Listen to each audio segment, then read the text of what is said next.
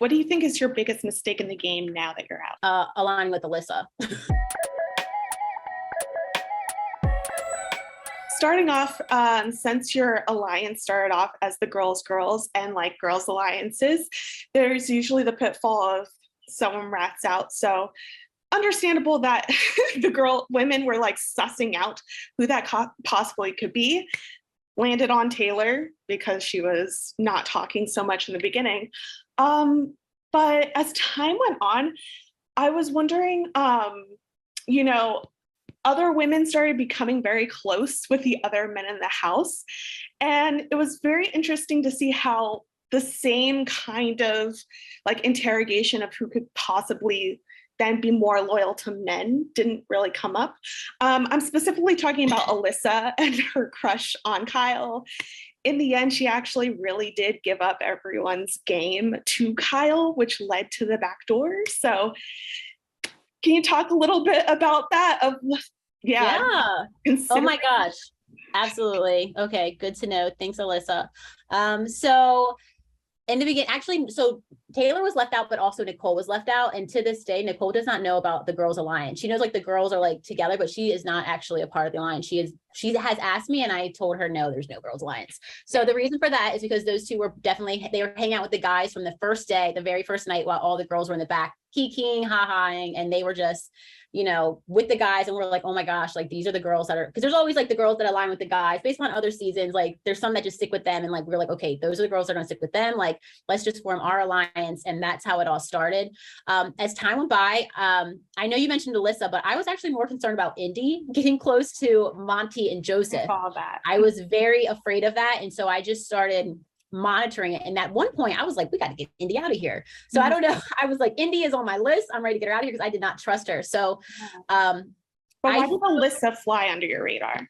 Alyssa flew under my radar because I was very close with Alyssa. I had built trust with her pretty quickly. And so I felt very comfortable with her. I felt like I knew her longer than, the few weeks that were in this house. And so once I built that trust with her and that understanding, I trusted her with Kyle. And actually in the last couple of days, I started noticing like, wow, this girl drops a lot of information that she should not be dropping. So that was all new to me within the last couple of days. But before that, I had trusted her only because I had already built that initial relationship with her before she started getting good with all of the guys. Got it. What do you think is your biggest mistake in the game now that you're out? Aligning with Alyssa. I think that it was so crazy to me to be in conversations with her and other people and hear her dropping these huge bombs. And especially with the other people we were aligned with, because it made them not trust her, which also, relayed on me too, because I'm connected with her. And so I'm like, holy cow, like Alyssa could not keep a secret. And so you said she blew up my game. I also felt like she blew up my game. So I would definitely say aligning with Alyssa was my downfall. To be fair, Monty also plays a part. I think the fact that you slipped up and told Monty Taylor wants you out, but then being in an alliance with him, then try to walk it back when he's like, well, we need to get Taylor out. And be like, oh, no, pooch. He then realized, oh, this alliance might not be serving me if I'm being dictated. Nicole flat out said, if it's not her, it could be you. So get on board. So what's your thoughts there of like, so yes, you're absolutely right. Pooch was more of so I'm trying to balance these two alliances. I have the girl, it was a struggle. I have the girls that want Pooch. I have them who want Taylor. Yeah. In my mindset, for my own personal game, I felt more comfortable with Taylor than I felt with Pooch. So I'm fighting for myself. I'm going to fight to have Pooch be put out, and then we can take out Taylor next week. Also, Nicole was brought into this alliance later on, and she felt very comfortable in her relationship with Taylor. And so we felt like he should be comfortable with our decision and our confidence and, making sure that Taylor would not put him on the block. And also Taylor had told me that she would put Turner up. So she told me Monty, then she changed it to Turner. And so that's how I was able to kind of tell him like, hey, she was mentioning Turner too. So I felt like we should have had a trust in there that they should just trust us to manage Taylor at this time. Okay. So obviously, the big change was when Turner makes his speech, puts you on the block. You said afterwards in your diary room that you were disappointed that he brought up the bullying. Can you expand on why you were disappointed? Yeah. So the bullying thing was definitely happening. I was aware of it. I think everyone in the house was aware of it. And what I thought was going to come out of that conversation was he was going to put the people on the block that he felt were like the bullies in the house. So I was shocked that me and Terrence were up there because obviously, you know, I had contributed to some of the things that were said in the house, but there was a lot of very big main contributors in that house. And I was shocked that they said me instead of these people. And so I was expecting for him to at least say who the bullies were instead of just putting, you know, these two random people on the block, but B, some type of like team or, you know, like house guest meeting where we could discuss what was going on. I was looking for the bullying thing to be, you know, brought up and healed instead of just mentioning like this is happening. But anyway, I'm putting Ameerah and Terrence up. I thought we were going to solve the root of the issue at that moment, or at least later on. And it never actually happened. I never knew why it wasn't brought up, who was doing it, why it was happening, and how do we move on from this. So that's why I was really confused at the speech and then putting me and Terrence on the block. Yeah. In the end, the bullying, a lot of it was behind Taylor's back. People were very nice to her face. And then other people would be bystanders or be in conversations where she's being compared to bugs and not having her name used and stuff. So in a way, I think for your game, with the big blow up, for example, of everyone really did mostly watch Daniel attack her and blame her for Paloma. What was going through your mind of balancing out, should I say something or this is my game? You still really did want to target Taylor at the end. And what was so nice about Turner's thing is that it's like, actually, I'm not going to join the Taylor pile on. I'm not going to use this for game as everyone has been. Yeah. Yeah. So in that moment, you know, so you're in game mode when you're in this house. It's just completely every single thing that you're thinking about, any kind of move that you're about to make, you think about it from a game perspective. And optics are extremely important in the house. And that was something that I had a hard time balancing with, especially in this moment where I knew what was happening didn't feel right to me.